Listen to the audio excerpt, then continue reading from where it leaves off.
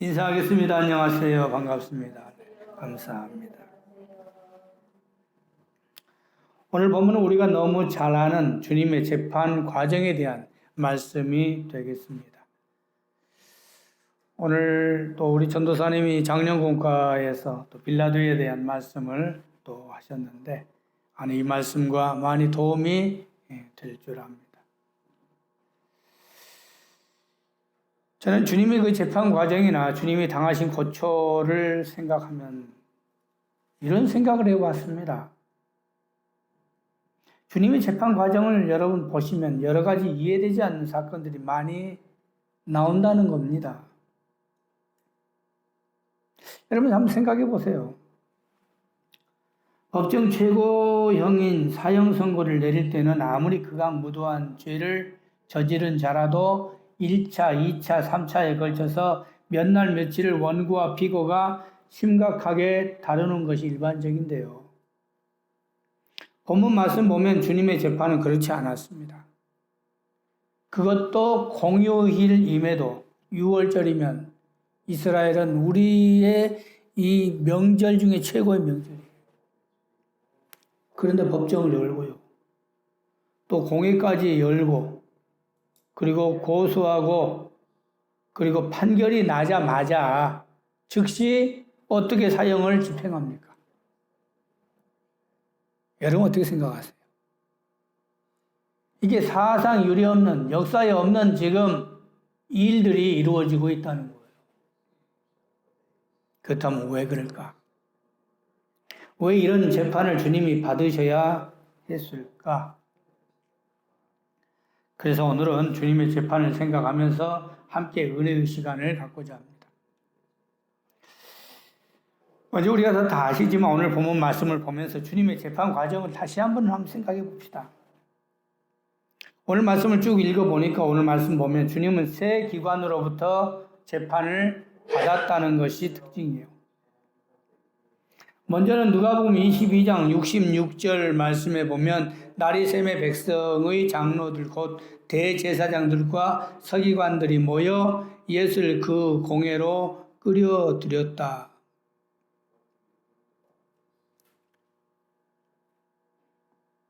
정확한 일정을 보면 목요일 밤부터 금요일 새벽까지 당시 대제사장인 안나스와 가야바에게 주님이 밤새 신문을 당하셨다는 것입니다. 그리고 날이 새자 유대의 최고 의결기관인 산헤드린 공회로 끌고 갔고 마지막에는 총독에게 주님을 죽여달라고 고소를 했다고 하는 것이죠. 근데 여기서 보면 총독의 태도가 말이죠. 어떤 판결을 내립니까? 오늘 본문 4절 봅시다. 빌라도가 대제사장들과 무리에게 이르되 내가 보니 이 사람에게는 죄가 없다 하고 무죄 판결을 선고해 버립니다.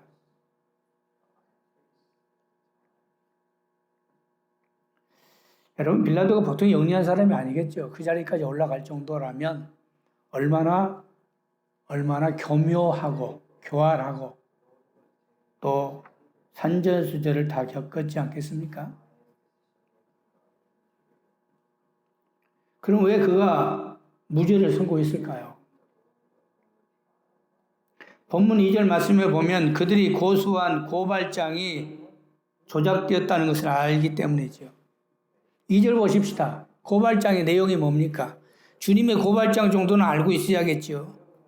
이렇게 말하죠. 고발하여 이르되 우리가 이 사람을 보매 우리 백성을 미혹하고 가이사에게 세금 바치는 것을 금하며 자칭 왕 그리스도라 하더이다. 세 가지를 이했어요.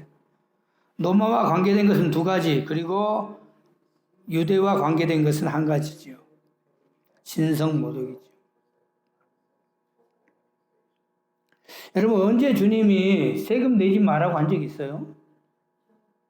백성을 미혹하여 가이사에게 세금 바치는 것을 금했다는 것이 고소장에 들어가 있는데 앞전 누가복음 20장 22절에 보시면 당국자들이 주님을 엮으려고 세금 문제를 거론한 적이 있어요. 그때 주님이 어떻게 답변하시죠? 가이사의 것은 가이사에게 바치라. 분명히 바치라고 판결을 내렸어요. 주님이. 그것뿐입니까? 심지어는 마태복음 17장 24절도 보면 당국자들이 성전세를 거론할 때에 바다에 가서 낚시를 던져 먼저 오르는 고기에 입을 열면 돈 한 세겔이 나올 테니 그것으로 자신의 것과 베드로의 성전세를 내라고까지 했습니다. 그런 내용들을 빌라도가 모르겠어요. 다 듣고 있죠. 그러니까 오늘 이 고소장의 내용은 모함이라는 것을 알고 있었기에 그가 자신의 판결은 무죄로 선고하고,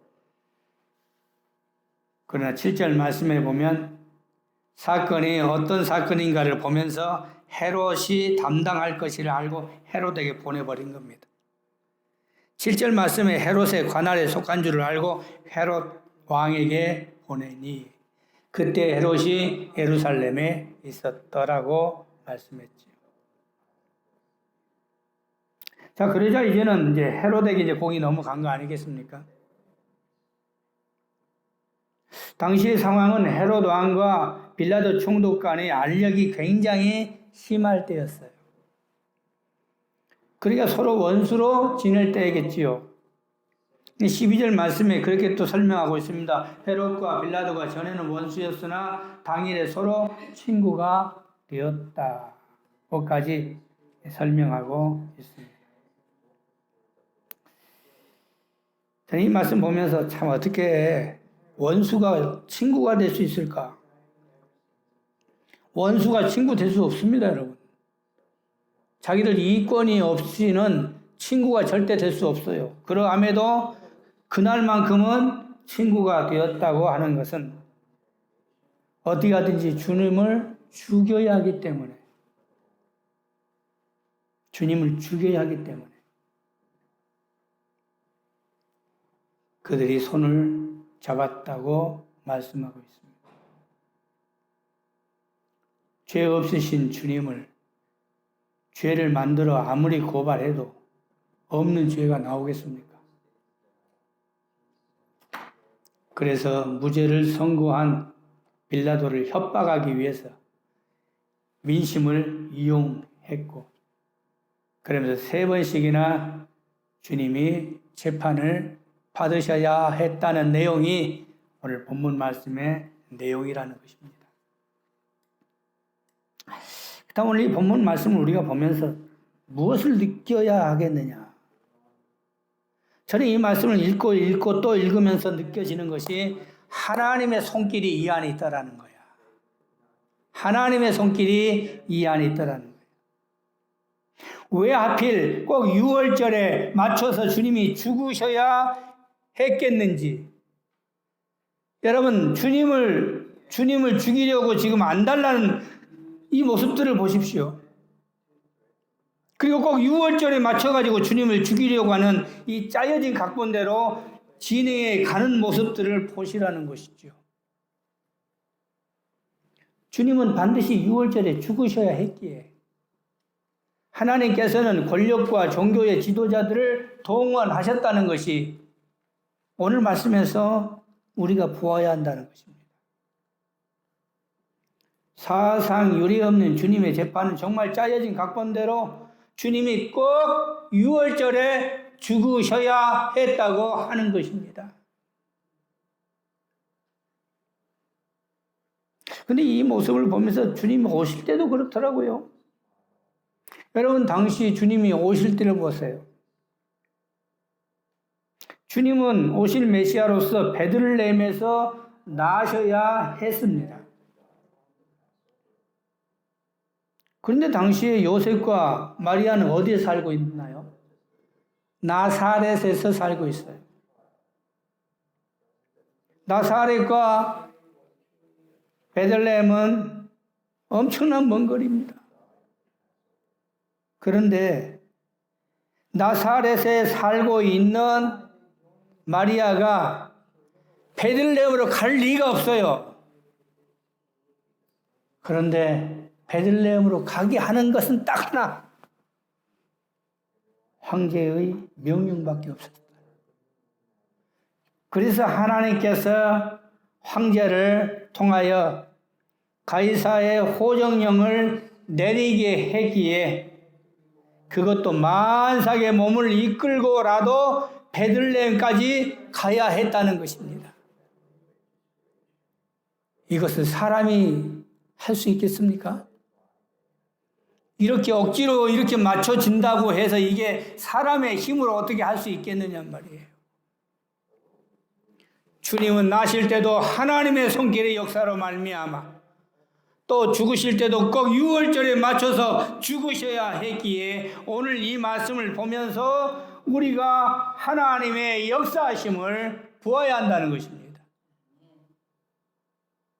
죄 없으신 주님께서 우리의 죄를 대속하시고자 6월절에 어린 양이 되셔서 대속 제물이 되어야 했기에 오늘 말씀에서 강조하고자 하는 누가의 표현은 빌라도는 반복했던 단어가 내가 죄를 찾지 못하노라고 반복합니다. 1차 때도 4절 말씀에 죄가 없도다 하고 선언하고 또다시 고발하자 2차 때 14절 말씀에 죄를 찾지 못하노라 내가 때려서 놓아 주겠노라고 또 2차 선고합니다. 그리고 3차에 때려서 놓아 주려고 하자 그들이 밀란을 일으킬 것 같아 결국 기브업하면서 넘겨 선고하는 말씀이 오늘 본문의 말씀 아닙니까?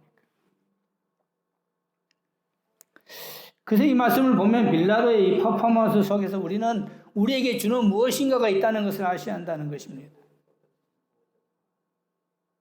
본문 23절 말씀에서 이렇게 말합니다. 무죄하여 때려 놓아 주겠다고 하니까 그들이 큰 소리로 채촉하여 십자가에 못 박기를 구하니 그들의 소리가 이긴지라. 그들의 소리가 이긴지라. 백성들의 소리가 무슨 소리이길래 이 소리가 빌라도를 기법하게 했을까? 도대체 이 백성들이 무슨 소리를 했길래? 본문 말씀 내용이 나오지 않습니다. 누가복음 19장을 보니까 자세한 설명을 누가는 요한복음 19장에 보니까 자세한 설명을 요한은 했습니다. 우리 요한복음 19장 22절에 이렇게 말합니다. 백성들이 이렇게 외칩니다. 또다시 무죄를 선언하면 당신은 따라서 합시다. 가이사의 충신이 아닙니다. 이야, 무서운 말이에요. 여러분, 정치인 빌라도가 가장 무서운 자가 누구겠습니까? 가이사 황제밖에 없어요. 이 말은 무슨 말이에요? 만약에 이번에도 무죄 선고하면 우리가 가이사에게 고발하겠다는 이야기야. 그러니 그 말에 그가 꼬리를 내려버리는 거예요. 그리고 15절에 보니까 대제사장 말이 더 가관이야. 대제사장이 뭐라고 이야기합니까? 요한복음 19장 15절에 가이사 외에는 우리에게 왕이 없나이다. 이야. 여러분, 대제사장이 하나님을 왕으로 말해야 당연하지 않겠어요? 이스라엘 백성들이 목숨을 내놓고 싸우는 목적은 뭐예요? 만왕의 왕이 우리 하나님이신데, 유일신 하나님, 그 하나님은 나의 구주신데, 이스라엘 역사를 보더라도 그거 하나 때문에 싸워왔고 그거 하나 때문에 모든 것을 다 지켜온 자들인데 대제사장의 입에서 뭔 말을 하나? 가이사 외에는 우리에게 왕이 없습니다. 왕이 없다는 거야. 하나님 우리의 왕이 아니에요. 가이사가 우리의 왕이라는 거야. 아마 빌라도가 이 말을 들으면서 속으로 참 웃었을 거야. 야, 네가 제사장이야. 네가 대제사장이면서 그따위 말을 하냐. 그래도 지조도 있어야지. 지조도 없냐. 그러니까 여러분 마태복음 27장 24절에는 이렇게 기록하고 있어요. 밀란이 나려는 것을 보고 물을 가져다가 손을 씻으며 이 사람의 피에 대해서 나는 무죄하니 너희가 당하라. 자기는 손 씻겠다는 거야. 나한테는 누가 원망하지 마라. 그러자 백성들의 말이 과간이야. 뭐라고 말합니까? 백성이 그 피를 우리와 우리 자손에게 돌릴지어다.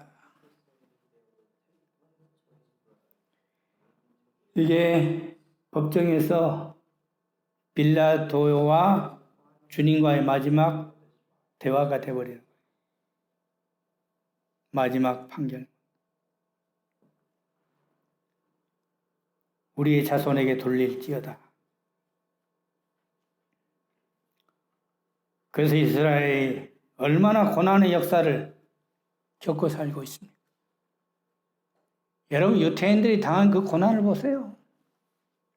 자신들은 당대 AD 70년에 디투스가 예루살렘을 정복할 때 그때 그 역사서를 읽으면 처참하더라고요. 남는 게 하나도 없이 완전히. 그리고 그 후손들은 역사가 얼마나 말해주고 있습니다. 그 피를 우리와 우리 자손에게 돌릴지어다.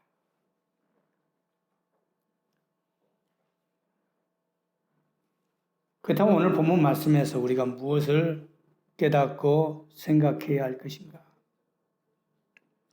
저는 이 말씀 보면서 이런 가정을 해봤어요.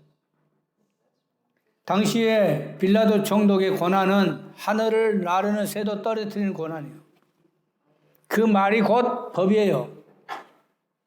그러면 이토록 내가 죄를 찾지 못하노라 하고 선언하고 무죄로 선언하고 때려서 그냥 잘못이 있다면 그냥 그렇게 해서 그냥 이 문제 해결해 주겠다 라고 한다면 만일 주님이 무죄로 풀려났다면 인류의 역사는 어떻게 됐을까? 빌라도는 예수님을 죽일 수도 있고 살릴 수도 있는 고난이 있습니다. 근데 이미 빌라도의 마음속에는 이미 결정한 게 뭐예요? 예수님을 나는 죽이지 않겠다는 거야. 그 누가 뭐라 해도 나는 이 사람을 살려야겠다는 거야. 그러면 여러분 살리는 거 아닙니까? 여러분이 고난을 쥐고 있는, 칼자리를 쥐고 있는 자가 그런 마음 먹었다면 여러분 인생을 살면서 그런 일 많이 있잖아요. 내가 이거 어떻게 해결해야겠다. 그러면 여러분 칼자리 쥐었으면 그냥 사인만 하면 끝나는 거 아니에요. 그러면 오늘 이 말씀에서 예수님이 풀려나는 것은 간단해요. 빌라도의 결정대로 진행하면 끝나는 것인데 왜 주님이 십자가에 죽으셔야 하겠는지. 이것은 주님의 죽음은 개인적인 죽음이 아닌 유월절 어린 양으로서의 죽음이셨기 때문입니다. 그래서 우리가 주님의 고통과 고난과 고충을 보면서 주님의 그 고난을 우리가 참여하는 마음이 있어야 한다는 것입니다. 십자가형은 아무나 당하는 게 아니죠. 십자가형을 내릴 때는 사형 선고 중에 가장 처참한 게 십자가형이죠. 그런데 십자가형의 사형에 내려주세요라고 할 때는 로마에 반역했거나 아니면 밀란을 일으켰거나, 근데 주님은 로마에 반역한 적도 없고 밀란을 일으킨 적도 없는데 십자가에 못 박으세요. 십자가에 못 박으세요. 말도 안 되는, 죄목에도 맞지 않는 결국 십자가형을 받으시는 주님. 그것은 바로 우리의 죄 때문에, 우리의 죄 때문에 주님이 재판정에 서셔야 했고, 우리의 죄 때문에 주님이 십자가에 지시는 고난을 당하셔야 했다는 것이지요. 이제 말씀을 정리합시다. 주님의 재판을 보면서 왜 주님이 꼭 죽으셔야 했는지, 그것도 6월절에 왜 죽으셔야 했는지, 그것은 우리 주님이 우리의 죄를 대속하기 위해 이사야의 말씀처럼 그는 실로 우리의 질고를 지고 우리의 슬픔을 당하였거늘 우리는 생각하기를 그는 징벌을 받아 하나님께 맞으며 고난을 당한다 하였노라. 그가 찔림은 우리의 허물 때문이요 그가 상함은 우리의 죄악 때문이라. 그가 징계를 받음으로 우리가 평화를 누리고 그가 채찍에 맞음으로 우리가 나음을 받았도다. 오실 메시아의 당할 고난을 그대로 주님이 한 자도 틀림없이 그대로 몸소 당하셨다는 것을 오늘 주님의 재판을 보면서 그것은 바로 내 죄와 허물 때문이라는 것을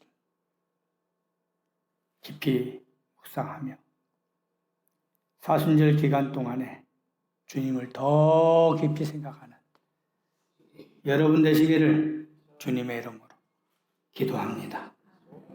기도합시다. 자비로우신 하나님 고맙습니다. 주님의 재판 과정을 보면서 사상 요례 없는, 역사에 없는 주님의 재판은 짜여진 각본대로 이루어진 것을 보고 이것은 우리의 죄와 허물을 인함이기 때문이라는 것을 주님이 서신 그 재판, 주님이 당하신 그 고초, 우리가 사순절 기간 동안에 더 깊이 주님을 생각하는 시간들이 되게 하옵소서. 예수님 이름으로 기도드립니다. 아멘.